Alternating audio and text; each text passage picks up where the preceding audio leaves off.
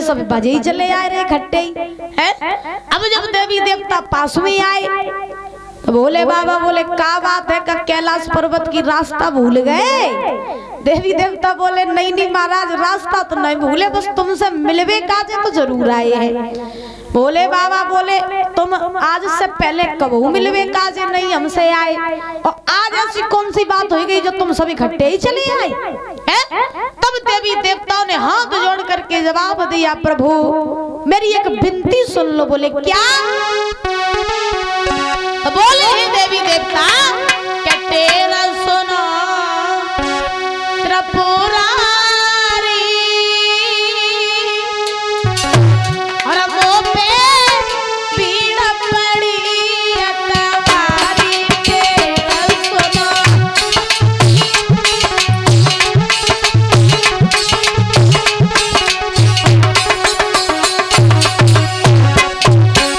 ताली बजा के बोलो सभी लोग, तुम लोगों ने ऊपर दुख नहीं है का? हाँ बड़े भाव से तेरा सुनो इतनारी वो भी न पड़ी अतवारी तेरा सुनो।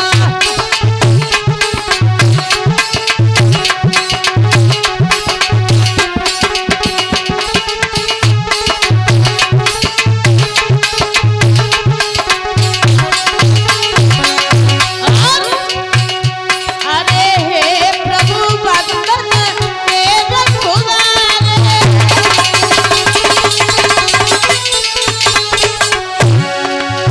हम सब आए शरण तुम्हारे।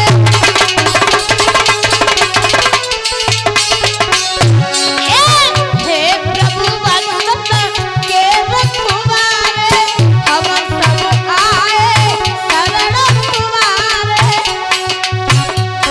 तेरा सुनो हिम्मतानी मोह पे भीड़ पड़ी अतवारी तेरा सुनो।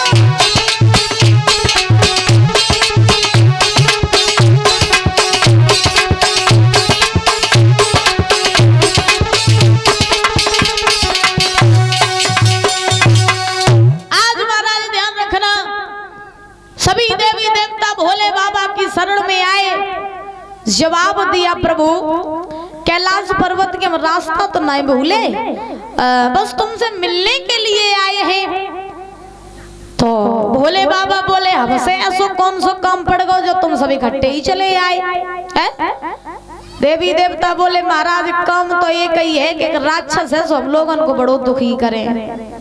तो बोले बाबा बोले दुखी करे तो जाओ जाए के बाद राक्षस को मार दो, जाए के हमारे पास तुम क्या लेना आए हो।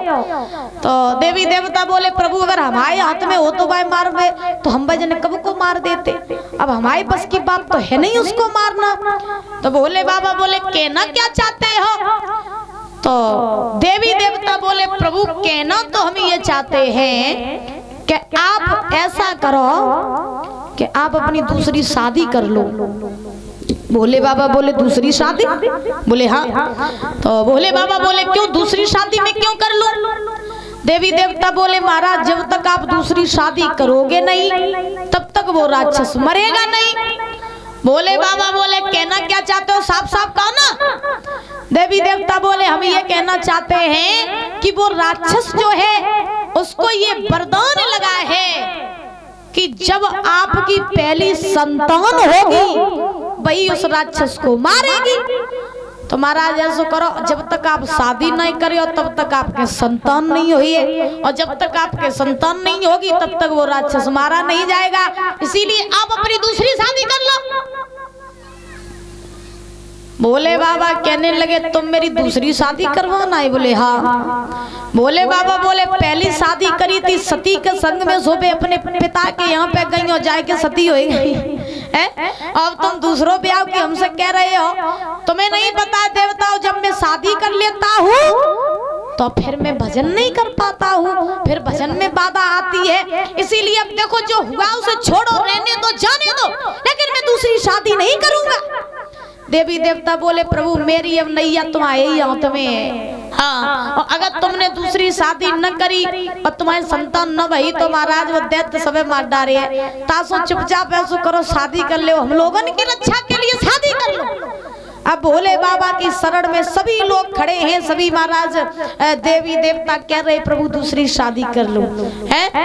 अब भोले बाबा ने जवाब दिया, हे देवताओं, अब जब तुम इतना ही कह रहे हो कि मैं दूसरी शादी कर लूं तो कोई बात नहीं। अब जब तुम नहीं मान रहे हो तो ठीक है, हम दूसरी शादी करने के लिए तैयार हैं। भोले बाबा दूसरी शादी के लिए मान गए परीक्षित महाराज। अब भोले बाबा ने कही, अच्छा जब बताओ कि बिटिया ढूंढ लई कि नहीं ढूंढ लई। सो देवी देवता जानते कि पार्वती इनके ही नाम की माला जप रही पृथ्वी पे। सो देवतन ने कही, बिटिया की चिंता न करो, बिटिया तो मैंने बहुत सुंदर ढूंढ लई। बोले कहाँ है? बोले हिमाचल की बिटिया है, नाम है पार्वती और बहुत सुंदर है और वो आपके नाम की भक्ति भी कर रही है, तो पार्वती के ही साथ में हम तुम्हारी शादी कर दी है। तो भोले बाबा बोले, अब जब तुमने ब्याह कर ले हमें राजी कर लो है तो बिटिया तुमने ढूंढ ही ली हुई है। हाँ, तो अब भोले बाबा बड़े महाराज प्रसन्न हुए। अच्छा दादा, कहा जाता है ना कि शादी एक ऐसा लड्डू होता है जो खाए सौ पछताए और ना खाए सौ पछताए है। हाँ, अच्छा जिनकी शादी हो गई होए मनोज भैया, हमें गोलू जैसे हाँ, गोलू को जब तक ब्याह करो तब तक बेचारो फंदा में फंसी हो। तो कहा जाता है जिनकी शादी हो गई होए उनसे पूछो, भैया तुम सुखी हो? तो भैया कहीं कहाँ सुखी है, जब तक पत्नी के रोज मन की न करो और रोज नई नई साड़ी न ले जाओ, पैसा न दे जाए कि तो लोग का भवानी मनती है। हाँ, और अच्छा उनसे पूछो उनसे पूछो जिनकी शादी न भई होवे तो भैया पूछो, भैया तुम सुखी हो? बोले कहाँ सुखी है, सब पत्थर पूछ डाले, ब्याह होता ही नहीं। हाँ, तो कहने का अभिप्राय हमारा ये है कि जो महाराज शादी करे सो पछताए और न करे सो पछताए। सही बात है परीक्षित महाराज। हाँ, तो अब भोले बाबा ने जवाब दिया, अब तुमने शादी कर ले हमें मनाई लो है तो बिटिया तुमने ढूंढ ली हुई है। अब देवी देवताओं ने कहा नारद जी से, नारद जी चले जाओ, जाके पार्वती से कह दो जाके कि पार्वती तुम्हारी तपस्या सफल हो गई, भोले बाबा जो है वो बारात लेकर के आएंगे। आज उसी समय महाराज इधर देवर्षि नारद चल करके पार्वती के पास में पहुंचे और पार्वती के पास में पहुंच करके जवाब दिया कि हे पार्वती, तुम्हारी तपस्या सफल हो गई, अब तुम हिमाचल नगरी में जाओ और जा करके विवाह की तैयारियां करो, क्योंकि भोले बाबा बारात लेकर के दूल्हा बन करके हिमाचल नगरी में आ रहे हैं। आज पार्वती नाचती वहीं कूदती वहीं चली, अपने पिता के पास में पहुंची और पिता के पास में पहुंच करके जवाब दिया, बाबा मेरी तपस्या सफल हो गई, अब आप विवाह की तैयारियां कर लो, देवों के देव महादेव दूल्हा बन के आ रहे हैं। इधर कैलाश महाराज पूरी हिमाचल नगरी महाराज दुल्हन की तरह सजने लगी, खूब तैयारियां होने लगी विवाह की, और इधर कैलाश पर्वत पे भोले बाबा दूल्हा बनने लगे। लेकिन जब भोले बाबा दूल्हा बने तो आजकल जैसे दूल्हा नहीं बने परीक्षित महाराज, जो आजकल कोट पैंट पहन लो, शेरवानी पहन लो, फिर चलो भैया फॉर्च्यूनर कार में बैठ के। हाँ, आजकल जैसे दूल्हा नहीं बने। भोले बाबा जब दूल्हा बने, सुंदर सा मंडप गढ़वाया और मंडप गढ़वाने के बाद में आज सारे देवी देवताओं ने भोले बाबा को मंडप के नीचे खड़ा कर लिया। जब भोले बाबा मंडप के नीचे खड़े हो गए, अब भोले बाबा ने देवियों से कहा, सुनो हम जानत नहीं कि दूल्हा बनवे काजे करो का जाते हैं। देवियां बोली, तो तुम चिंता काहे कर रहे हो, हम तुम्हें जो जो बताते जाओ सो तुम मंगाते जाओ। बोले ठीक है। भोले बाबा दूल्हा बनने के लिए जैसे ही पटा पे चढ़े, देवियां बोली सबसे पहले तुम हल्दी की व्यवस्था करो कहूँ थे। भोले बाबा बोले बरसें हो जाती, हम तो जो नहीं जानत कि हल्दी को रंग कैसे होता है, तुम हल्दी की बात कर रही हो है? लेकिन मेरे पास में एक उपाय है। बोले कौन सा? तो भोले बाबा ने क्या किया कि कैलाश पर्वत पे परीक्षित महाराज मुर्दों की राख पड़ी रहे, सो भोले बाबा ने वही राख महाराज उठा ली और उठाए के वही राख आज पूरे शरीर में लगा ली। देवता बोले जे क्या कर रहे हो? बोले दूल्हा बन रही और क्या कर रही है? देवी देवता बोले अगर तुम ऐसे दूल्हा बन के जाओ तो कोई बिटिया तुम्हें संग ब्याह नहीं करिए। हाँ बारात लेके वापस भले लौटे आई हो लेकिन बिटिया कोई तुम्हें संग शादी नहीं करिए। अब तुम ऐसे दूल्हा बन के जाइयो लेकिन हैंडसम बन के तो चलो आई। तो बोले बाबा बोले नहीं नहीं मैं तो ऐसे ही जाऊंगा, ले जाना हो तो ले जाओ, नहीं ले जाना हो मैं तो जा रहा हूँ समाधि लगाने। अब महाराज देवी देवता कहने लगे भैया ज्यादा ना टॉर्चर करो, हाँ कहूँ जो रूठिए तो फिर मने वो बड़ो मुश्किल हो जाइए। काना जी कहे महाराज कहा जाता ना कि भोले बाबा बड़े भोले भाले हैं। हाँ भोले तो इतने हैं कि एक लोटा जल में ही मान जा, और भाले इतने हैं कि अगर कोई सब दुनिया एक हो जाए लेकिन भोले बाबा को तो नहीं बनाए पाता। भोले बाबा दूल्हा बनने लगे। कैसे दूल्हा बने? कि पर्वत पे छाई महारंग भोला किन्ने सजायो रे, पर्वत पे छाई महारंग भोला किन्ने सजायो रे।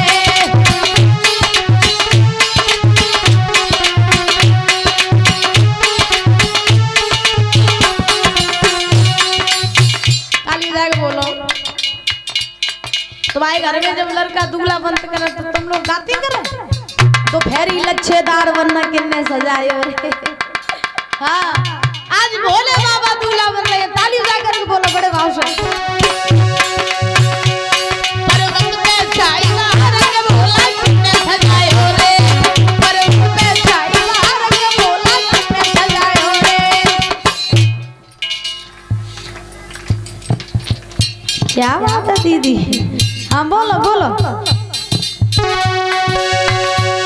ब्रह्मा ने सजायो रे, विष्णु ने सजायो रे,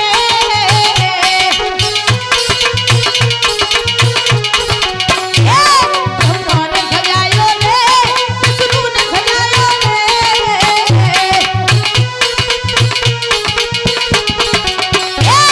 नारद के दावे भारंग भोला किन्ने सजायो रे, नारद के दावे भारंग भोला किन्ने सजायो रे।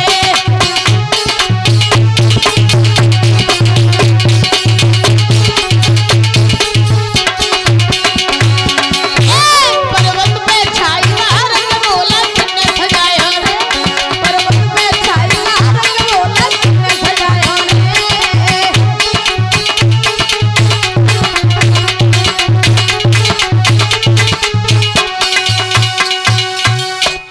आज महाराज ध्यान रखना, श्री सुखदेव जी समझा रहे हैं कि हे राजन परीक्षित, आज भोले बाबा जो है वो दूल्हा बुला रहे हैं। भोले बाबा ने हल्दी की जगह भस्म लगाई। अब देवियां बोली महाराज अब तुम्हें जरूरत कंगन की और है, कंगन मंगाओ। तो भोले बाबा बोले हम नहीं जानते कंगन कैसा होता है। बोले तो भोले बाबा ने महाराज छोटी छोटी नागिनियों को पकड़ लिया और नागिनियों को पकड़ करके आज भोले बाबा ने अपनी महाराज कलाई में लपेट लिया और ऊपर से बिच्छू लगा लिए। बोले जी क्या कर रहे? बोले जी मेरे कंगन है। अच्छा ले हाँ। अब महाराज ऐसे भोले बाबा अद्भुत दूल्हा बने, सर्पों की माला डाली और देवताओं ने कहा सुनो जैसे सब बिटिया के दूल्हा हाथ करे बरात लेके तैसे तुम पार्वती के नीके बन के चलो है। अब तुम जो सर्प बिच्छू लगाए के चली हो तो जब बताओ कोई तुम्हें स्वागत करवे काजी आई है कि नहीं है ये है? भोले बाबा वहां से भगा दिए जाओगे, इसलिए मेरी बात मानो तो नीक की तरह चलो। भोले बाबा बोले देखो ले जाना हो तो ले जाओ ना, हम जा रहे समाधि लगा। अब देवी देवता बोले अच्छा नहीं मान रहे हो तो फिर चलो। सब भोले बाबा तो परीक्षित महाराज दूल्हा बन गए। अच्छा तुम दूल्हा बन के गए थे तो कोट पैंट पहन के गए थे परीक्षित महाराज? नहीं गए थे तो कुर्ता पजामा चलते। अब भैया हम तो जानते हूँ नहीं क्या चलता। अच्छा तो महाराज भोले बाबा आज जो रहे सो चले दूल्हा बने और जैसे ही महाराज चलने लगे सो कैलाश पर्वत पे भूत प्रेत रहे। तो महाराज भोले बाबा जो रहे सुबह तो दूल्हा बन के खड़े, और भोले बाबा जब दूल्हा बन के खड़े हैं इधर कैलाश पर्वत पे भूत प्रेत रहे। सो भूतों प्रेतों को पता चला कि भोले बाबा जो है वो बारात लेकर के हिमाचल नगरी में जा रहे हैं। तो भूत प्रेत जितने रहे सो महाराज सब आए और आए के कैलाश पर्वत पे भोले बाबा से कहने लगे कहाँ जा रहे हो तैयार हो के, कहाँ जा रहे हो? भोले बाबा बोले तुम्हें नहीं पता? बोले हम नहीं जानत कहाँ जा रहे। तो भोले बाबा बोले हम जा रहे हिमाचल नगरी में बारात लेके। तो भूत प्रेत बोले बारात लेके जा रहे हो? बोले हाँ। तो बोले हमें नहीं लेवाए चले हो? भोले बाबा बोले तुम्हें तो जरूर ही लेवाए चले, अब तुम तो मेरी सेना ही हो, तुम लोगों को हमें कैसे छोड़ दिए? तुम लोग भी तैयार हो जाओ, चलो मेरे साथ में। सो महाराज अब भूत ऐसे कि जिनको शीश है ताको शरीर नहीं शरीर है, शीश नहीं, हाथ है तो पैर नहीं, पैर है तो हाथ नहीं, ऐसे अद्भुत महाराज भूत प्रेत। अब भूत प्रेत महाराज जितने भी रहे सो बेऊ बारात में चलवे का जे तैयार भये। और परीक्षित महाराज जब वो भी बारात में चलने के लिए तैयार हुए तो सोई महाराज देवी देवताओं ने कहा सुनो, अब तुम तो ऐसे अद्भुत दूल्हा बन ही गए हो, फिर तुम जो अद्भुत बारात ले जा रहे हो, कोई बिटिया तुम्हें संग शादी करे ऐसा करो, एक बार तुम शादी करके कैलाश पर्वत पे आ जाओ, फिर इन भूतन को बेशक तुम ससुराल में ही पड़ा रही हो, कोई दिक्कत नहीं, लेकिन आज न लिवाए जाओ। भोले बाबा बोले अब तुम्हें छोड़ दिए लेकिन मैंने नहीं छोड़े, कुछ भी हो जाए इनको नहीं छोड़ेंगे। अब महाराज देवी देवता जितने भी रहे सो सब बड़े परेशान कि अब जे तो कैसे रुक ही जाते, लेकिन भूत प्रेत रुकने वाले